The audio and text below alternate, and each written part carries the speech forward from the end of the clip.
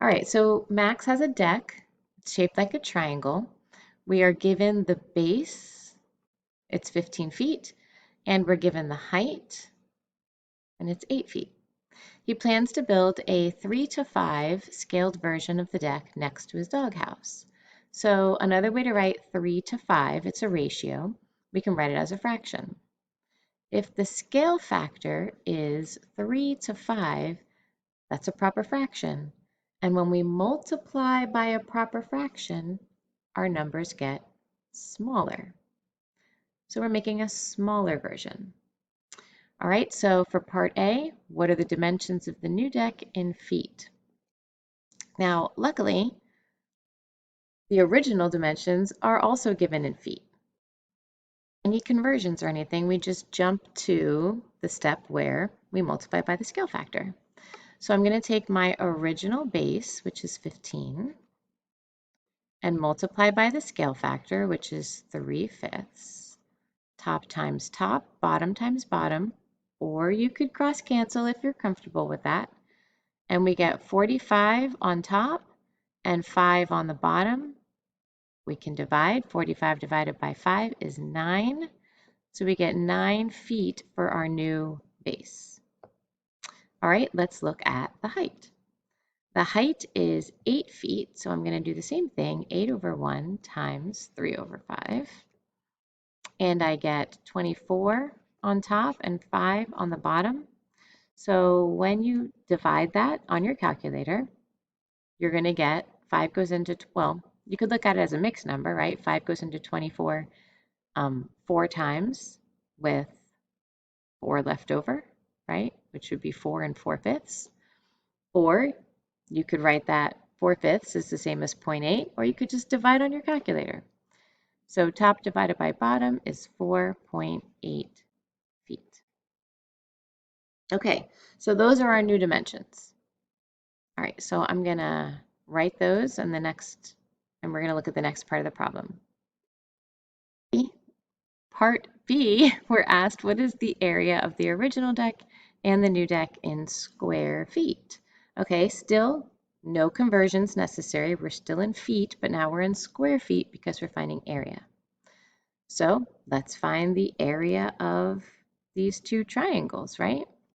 So we've got that, we know that area, I'm going to write it up here at the top, for a triangle is base times height divided by 2, because remember, every triangle is half the area of the rectangle that's around it, right? So we find that rectangle area and take half. So for our original area, we're going to have our original base times our original height, 15 times 8, divided by 2. Now, I am going to do 8 divided by 2 to make my job a little easier. 8 divided by 2 is 4.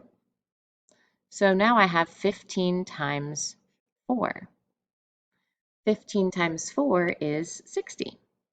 So my original deck was 60 square feet. Now my new area with my smaller dimensions, I'm still going to do base times height divided by 2, but I have this base and this height. So 9 times 4.8 divided by 2. I'm going to do the division again. 4.8 divided by 2 would give me 2.4. And now 9 times 2.4 is 21.6. And that's also in square feet. Now, this canceling and dividing that I'm doing, you don't have to do it that way. You could do 9 times 4.8 and then divide by 2.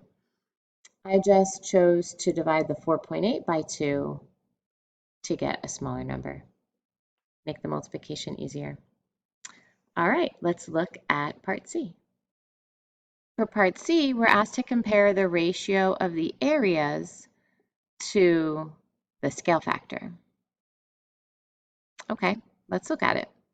So the ratio of the areas, I'm going to put the new area on top.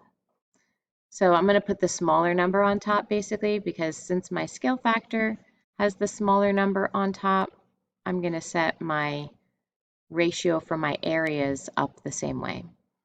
So I'm going to put 21.6 on top and 60 on the bottom.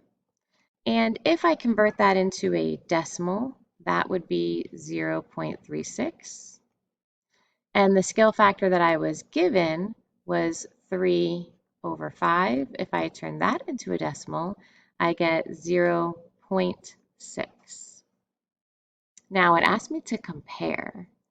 And what I see is that, first of all, if I want to make these, compare them, I might put a 0 here, right, and make it 60 hundredths. So it's obvious that 60 hundredths is larger than 36 hundredths, right? So that's the first part. But there's another rule that's happening here, and this one is not as obvious. Because we found area, and area is in square units. Remember, we talked about a lot in this module how area is counting squares, how many squares cover an area. So if we have the scale factor and we want to get the area scale factor, we have to square it. So if I were to square this, remember what square means? It means multiply it by itself, right? It means raise it to the power of 2. Go ahead and try it in your calculator. 0.6 times 0.6. Try it. Put it in.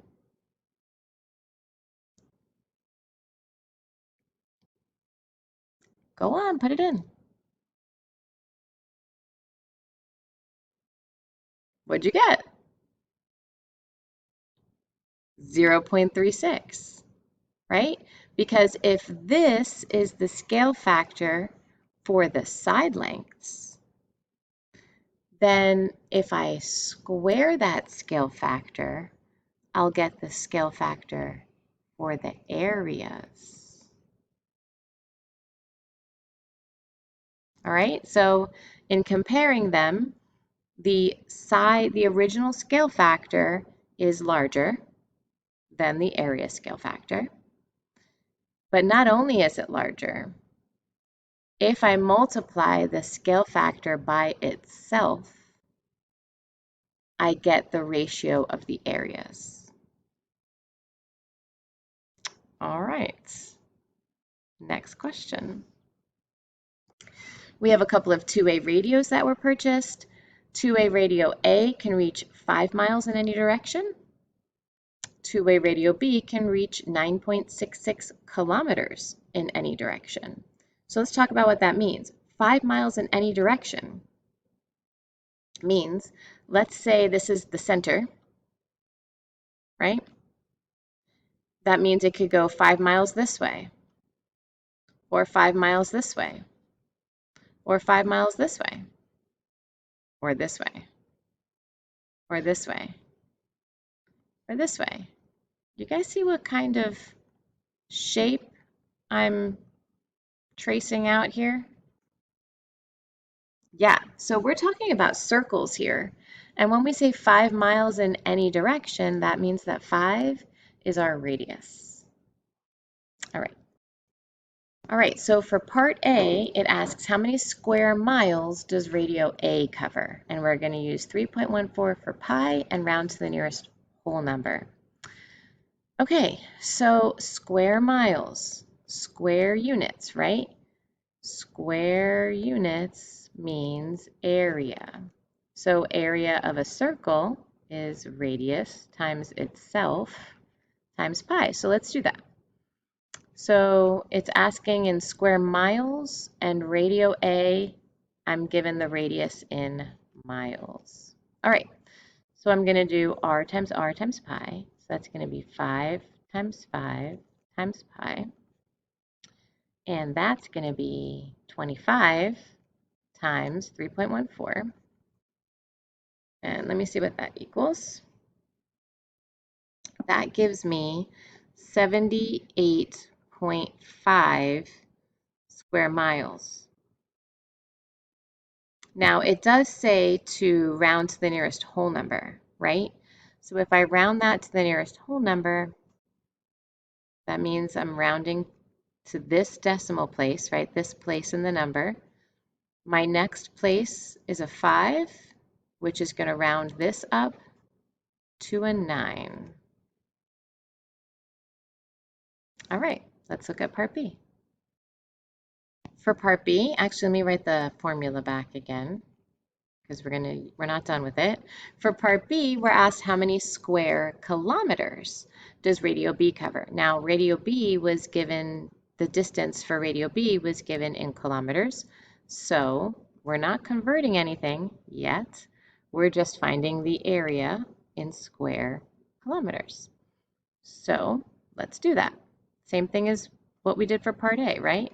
We've got radius times radius, which is going to be 9.66 times 9.66 times pi.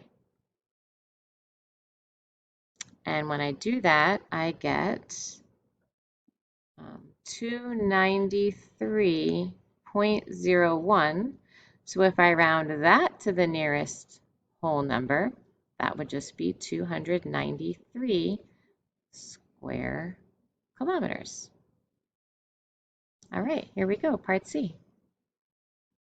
So for part C, it says if 1 mile equals 1.61 kilometers, which radio covers the larger area?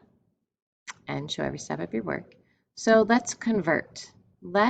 Before you find area or volume or any measurement, you should always do your conversions first. So I'm going to convert this radius into miles using this conversion factor. So I have 9.66 kilometers over 1. Remember, you always use the given one and put it over 1. And now I'm going to multiply by this conversion factor. Remember how to know which one goes on top, which one goes on the bottom? Well, if we already have kilometers on top, we need to have our kilometer measurement on the bottom because they need to cancel. So that means that 1.61 kilometers will go down here and 1 mile will go down up here. So now when the kilometers cancel, our answer will be in just miles. So we multiply across the top and across the bottom, and we get 9.66 over 1.61. And that, believe it or not, equals 6 miles. Okay, so now I know that this radius for radio B is 6 miles. So already just knowing that this one is 6 miles and the other one is 5 miles, I already know that the area is going to be larger for the circle that has the larger radius, right? So I don't even have to actually find the area to answer part C. I know that since this radius is going to be larger, the area of the circle is also going to be larger. So the answer for part C is radio B. All right, one more. That the reason why I converted from kilometers to miles is I was hoping, since kilometers is a more complicated looking number, 9.66, I was hoping that when we converted to miles that it would be a simpler number. So when you get a problem like this on your test, I would say whichever number is more complicated, convert that one. It will most likely be the measurement that's in kilometers, so you should convert that to miles, and then you can compare and see which circle would be larger. All right, so I've copied that information over here. Radio A has a radius of 5 and radio B has a radius of 6. For part D, it says what is the scale factor of the radius for radio A to the radius for radio B. Okay, the scale factor of A to B, right? A to B. So the ratio of A to B for the radius, right? We're just looking at the radius, is 5 to 6. And that's it. It doesn't say what scale factor would I multiply by to get from A to B. It says what is the scale factor of radius A to radius B, right? So then we just set it up exactly like that. We can write 5 to 6 or we can write it as a fraction.